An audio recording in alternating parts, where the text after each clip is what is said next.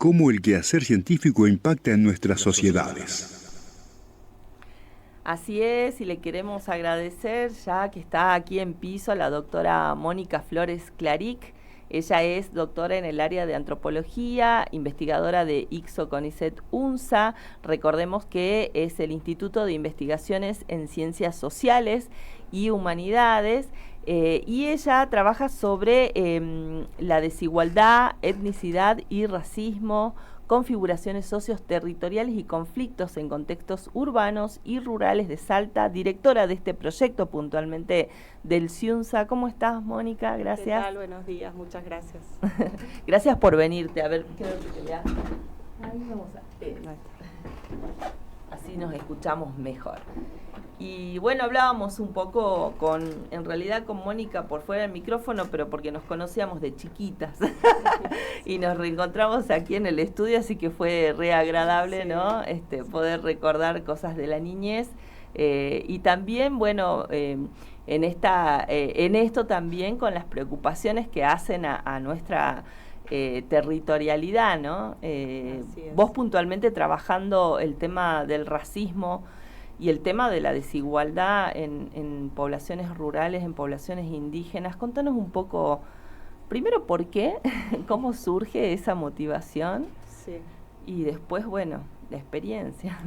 Bueno, sí, bueno, el proyecto que hoy estoy dirigiendo, como dijo Maru, es un proyecto, bueno, que nuclea a 15 investigadores del ICSO, que venimos trabajando hace varios años, ya casi 15 años en otros proyectos que fueron, bueno, renovándose.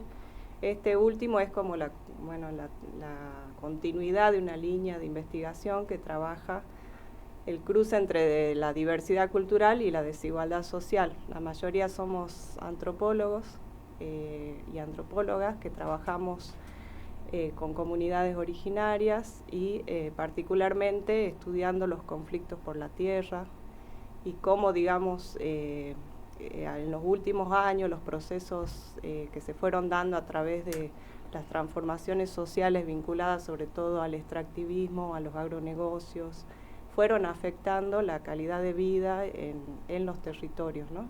No solo la calidad de vida, sino también implicó la expulsión y el despojo de mucha población en el ámbito rural y también, digamos, toda esta concentración de la riqueza que siempre, digamos, queda como en manos de algunas empresas vinculadas a estos negocios, va provocando como contraparte,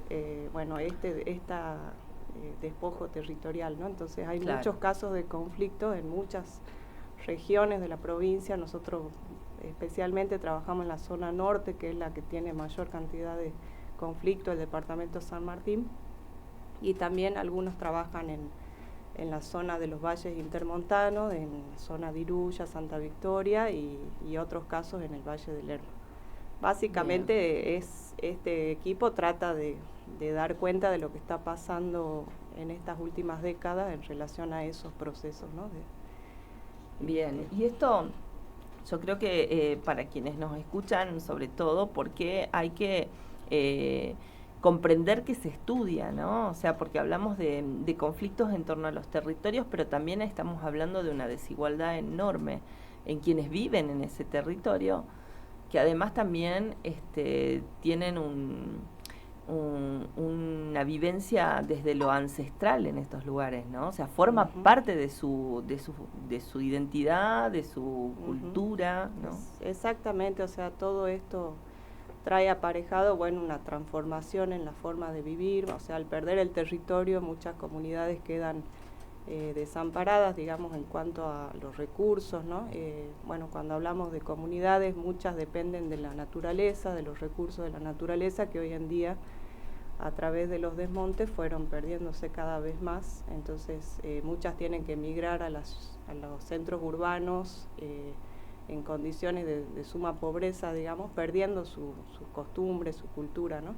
Claro. Eso es lo que está pasando hoy, pero si uno lo analiza históricamente, también Salta es una provincia que acarrea toda una historia de colonización, de acaparamiento de tierras Y bueno, y el lugar que ocuparon los pueblos originarios desde la colonia hasta la actualidad fue siempre, digamos, en una situación de subalternidad o de subordinación.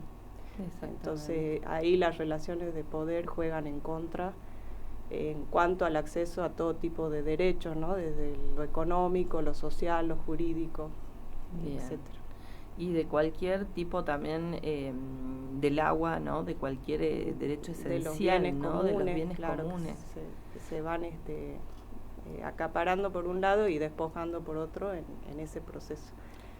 Y bueno, la cuestión del racismo, que también es un eje transversal de toda esta configuración de relaciones desiguales, tiene que ver también con la historia colonial y el lugar que ocuparon los pueblos originarios y la cuestión de clase, ¿no? O sea, de cómo también esta cuestión del color de la piel no es un tema menor en cuanto a quienes pueden acceder o no a derechos cuando se juegan estos derechos en el Estado, ¿no?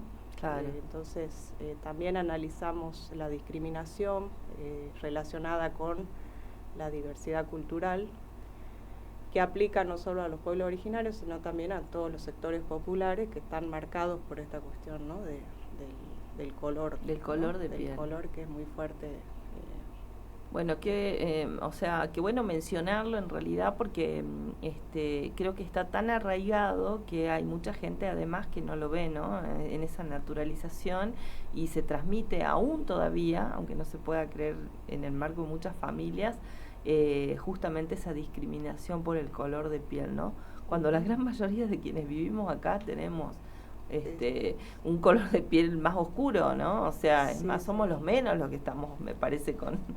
Claro, y eso, bueno, tiene que ver también con todo un imaginario nacional que se fue construyendo como una Argentina de raza blanca, bueno, con la cuestión de mirarse siempre en lo europeo como lo mejor, desconociendo, digamos, muchas veces la presencia, ¿no? Que siempre estuvo, pero fue invisibilizada a través de los discursos, del discurso de la escuela, por ejemplo, ¿no? Donde te enseñan a mirar y a valorar ciertas cosas y en desmedro de otras, y eso hace que las personas también dejen de querer reconocerse por el estigma que eso tiene, ¿no? Claro. O sea, la vergüenza, la humillación de decir que tengo un ancestro, o quizás no soy de una comunidad, pero mi abuelo tuvo un ancestro, o mi papá, entonces eso genera también en las personas una necesidad de desmarcarse permanentemente para poder ser reconocido desde el discurso hegemónico. Entonces, sí.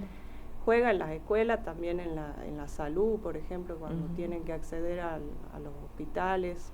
Hay muchos casos de discriminación actualmente en el ámbito de la salud.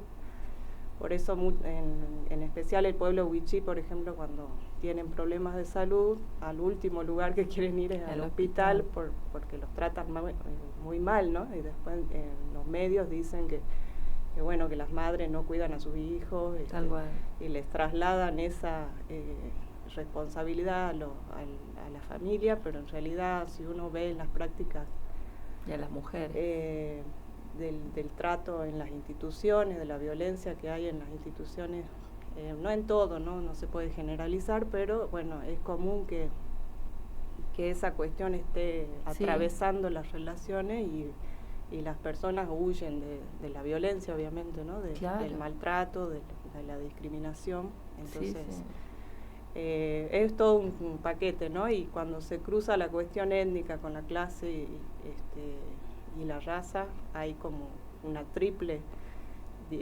desigualdad ahí, ¿no? Entonces eso es lo que tratamos de ver cuando analizamos los casos, y además el género, ¿no? Nosotros no, pero si uno profundiza también la cuestión de género, es otro componente también que activa la desigualdad, ¿no? en las relaciones humanas. Exactamente, sí, bueno, esta mirada que tiene que ver con lo interseccional, ¿no? Cuando se habla de esa perspectiva, tiene que ver con poder comprender todas estas variables allí, en el territorio. ¿Qué te motivó a adentrarte en esta temática? Bueno, yo desde que estudié antropología siempre me interesó poder ver más allá de la mirada convencional, ¿no? O sea, de tratar de ponerme en el lugar del otro, de ver cómo piensan otras personas en otras situaciones, de conocer otros mundos, de tratar de abrir la cabeza a otras miradas, ¿no? Que por ahí uno, al ser socializado en una clase o en una posición específica, tiene ya marcado una serie de creencias, valores establecidos, ¿no? Y en mi caso, bueno, quizás por mi trayectoria personal siempre fui un poco crítica de los valores dominantes, ¿no? de la sociedad salteña, que en algún sentido tiene como cierta tendencia a la conservación o a establecer una sola mirada sobre las cosas, ¿no? Entonces esa búsqueda me fue llevando a investigar y a tratar de conocer cómo viven, cómo piensan otras personas en otros lugares, y siempre, digamos, de la mano de un método, ¿no? Porque la antropología es una ciencia que tiene un carácter disciplinar, que es la etnografía. Y la etnografía es un método cualitativo que justamente te brinda herramientas para conocer desde adentro la cultura, ¿no? Comprender la diferencia desde el punto de vista no solo objetivo, sino también subjetivo de la forma de pensar y de vivir de otros grupos, de otras sociedades, o incluso de la propia sociedad, ¿no?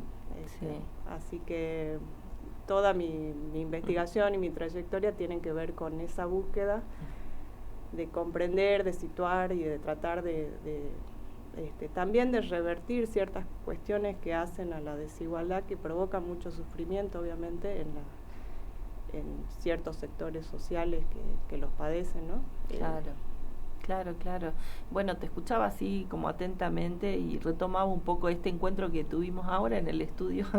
Yo trabajé también el tema de para poder visibilizar la práctica del chineo. De hecho, este año se presentó en Canal Encuentro, Ajatay, el demonio blanco, una serie de 4 capítulos. Y bueno, te escuchaba en todo el relato, ¿no? Y esto que motiva a quienes estamos en el campo de las ciencias sociales a poder comprender, ¿no? O sea, cómo comprendo estas realidades, porque ese comprender también implica generar una herramienta de transformación o de cambio, aunque sea mínima. Y esto para quienes están escuchando del otro lado, porque se pone muchas veces en cuestionamiento, ¿no? A quienes investigan, sobre todo a quienes investigan quizás el tema de las ciencias sociales o que están vinculándose con este tipo de investigaciones que no se ve, ¿no? No se ve quizás en un producto o en algo, qué sé yo, como el que hace está en un laboratorio y bueno, de pronto genera algún test o algo que se ve. En este sentido, tiene que ver con un producto quizás un poco más invisibilizado, pero que es de un profundo conocimiento académico, ¿no? Sí, a veces también hay dentro del campo de la antropología hay algunas vetas que tienen alguna aplicación en términos digamos, de lograr alguna transformación o algún cambio mínimo, ¿no? O sea, por ejemplo, nosotros trabajamos con informes, peritajes, que muchas veces, no provocan grandes cambios, pero sí logran, digamos, por ejemplo, tratar de cambiar la mirada de un juez, ¿no? Sobre lo que pasa, o poner en contexto ciertos casos que por ahí no son tenidos en cuenta desde otra perspectiva. Entonces, por ahí los informes ayudan al sentido a visibilizar ante un juez o ante el mundo jurídico la perspectiva de los actores, ¿no? Entonces, por ahí... En ese trabajo yo me siento más cómoda porque es como acompañar una demanda, acompañar un proceso concreto, ¿no? Que las mismas comunidades muchas veces demandan que se haga, ¿no? Para reforzar un pedido, para poder darle como mayor peso a la situación que se está viendo, a esa desigualdad. Y bueno, justamente a raíz de este trabajo que venís realizando, se realiza ahora el miércoles, mañana miércoles, sí, un conversatorio. Contanos un poco de eso. Mañana hay un panel en la sede de Tartagal, referido a los 100 años de la creación del municipio de Tartagal. Y nos invitaron bueno, voy a participar yo y otros investigadores que hemos hecho trabajos en la zona.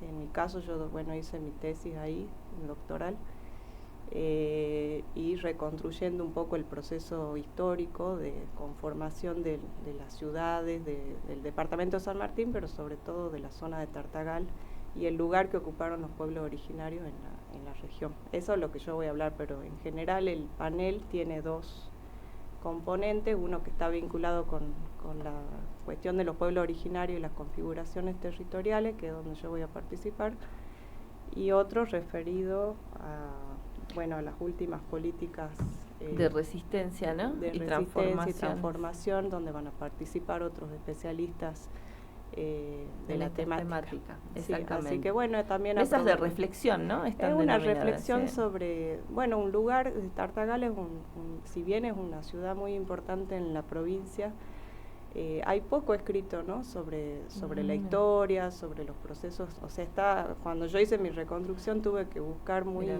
fragmentariamente la información que había. Estaba muy atravesada por la historia del petróleo, por los ingenios, por muchos procesos que se fueron dando, la guerra del Chaco. Claro.